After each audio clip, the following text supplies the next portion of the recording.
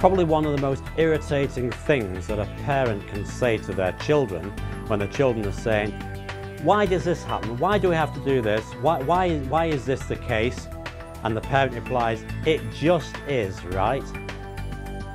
The answer, "it just is," seems most unfair to children, and perhaps there should be a bit more explanation than that, but there are occasions when "it just is right" is the only possible answer. For example, in mathematical proofs, I remember learning at school about geometry how to construct a line that is perpendicular to another line from a given point.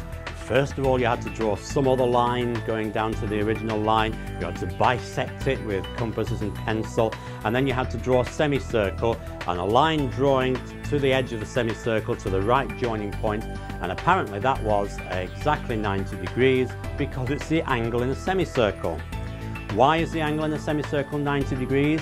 It just is, right? If you keep on doing the geometric proofs, you come to something that just is.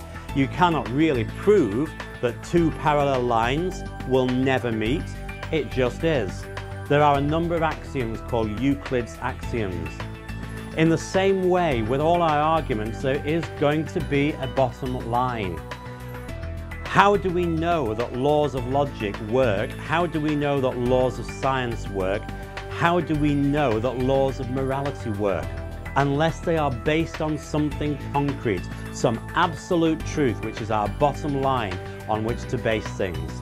That absolute truth is that God exists. The book of Hebrews tells us that that we cannot hope to please God unless we believe He is. You see, without God, we cannot know anything. And without the Bible, we cannot prove anything. That is our bottom line. That is our absolute against which we measure everything. Sometimes the right answer is, it just is. Because without that basis, there is no grounds.